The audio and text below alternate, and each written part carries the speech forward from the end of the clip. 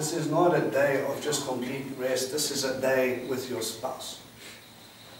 The one who chose you, who died for you, who sits there in a hammock, holds out his hand or her hand and says, come spend time with me, my love. And you go, no, I'm going to go make food. I don't really want to go make food, but I'm going to go make food anyway. No, I have to go to the bank. No, I have to go and do this. And you miss out on the blessing of spending time with Him. For what? Every single thing God does in Torah, everything that He reaffirms in the New Testament, is to remind you of one thing. I want your heart. If your heart's right, your feet will follow. Give me your heart. Any thoughts, any questions? On the fulfilled, if you also look in English, it says for prophecy to come to pass.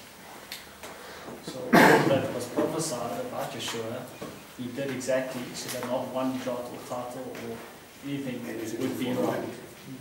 He did exactly. Amen. All right, guys, crunch time. We were talking about the statues and stuff earlier.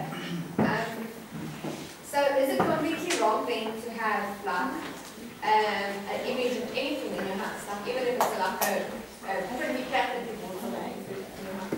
This is where things become grey. I don't have a problem with any sort of sculpture or of anything. I have a problem when you make that God. Okay, He said, you will have no statues or images of me. Do not try and make a whale me. Do not try and make a man me. Do not try and make this me. Nothing we do with our hands can capture everything that is God. And this is when I get nervous, is when we sit and we go to churches and we have these massive crosses. The cross is a beautiful image of what God did, but that is not where He left it. There's nothing, a cross should remind you of the crucifixion, that reminds you of the resurrection, that reminds you that He's still living and reigning and sitting at the right hand of the power. If you still have Yeshua stapled on that cross, He's never been resurrected. He's still dying. And you look at this thing and you go, oh Lord, please help me, instead of, oh Lord. Don't pray to a thing, that's not going to help you.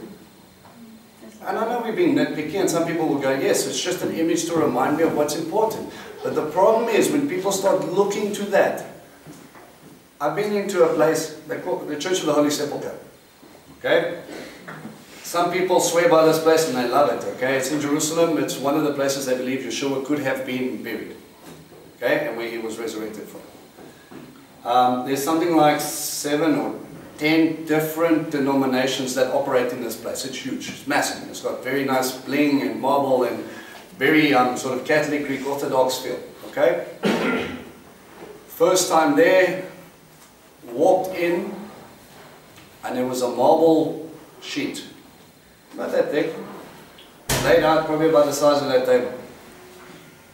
And it's placed on the floor. And there was a cross by it, if I remember correctly. And there were probably 20 people on their knees with crosses, rosaries, crucifixes, whatever they want, kissing a stone and doing this and praying at the stone. That stone was laid there 300 years ago. It was marble. It wasn't what He was laid on when they took Him off the cross. It was man-made. They were bowing down to worship an object that man put there, a piece of marble. An idol. It becomes an idol. They don't realize it. They go, oh yes, this is where my Lord died. No, it's not. Your Lord is not dead. He is living and reigning in power. Why do you treat Him like He's still on the cross? You aren't. They do the same in I think it's St. Paul's. They've got a statue and they won't go and they actually kiss the feet of the statue. It is ridiculous that people bow down. And Peter himself said when he went to Cornelius, you know, Cornelius, the centurion, fell down at his feet and he goes, and he stands there, he lifts him up and he goes, I'm but man. He was a Jew who understood humility, even though Peter mucked up how many times? But he knew, you know, buddy, I'm not perfect. You want someone who's perfect, look at him. Don't look at me. Uncle Grant. It was so interesting because in the previous worship group, I think they had a stage like where all the elders used to sit for communion sort of thing, but they had a stage and then they had a cross there, and we couldn't actually have the worship group on top there. They had to make a special stage on the side, take seats out to make that stage. Then a couple of seats out the front to make that stage so that people could see the cross. It's still there. Mm. Still to the side. Yeah, it's Yeah. I didn't get it actually. I didn't get it. I think it's a cultural It thing. is a cultural thing. People But don't know because they don't really hear it. And it's, I think once God opens your arms and shows you, it's like that snake that Moses had to make in the desert. He had, like God had to teach them that lesson. Actually, almost like throwing all the meat at them in the desert. It's almost like you think this is going to save you. Now look at it.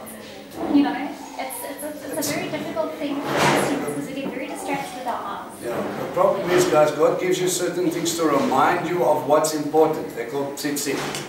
This is what He said to look at and remind yourself of what to follow. Okay, this is what He told you to do. He didn't tell you to run around making idols and things like that and bowing down to those things. We need to get back to the truth and understand that. Okay? Before we close, crunch time.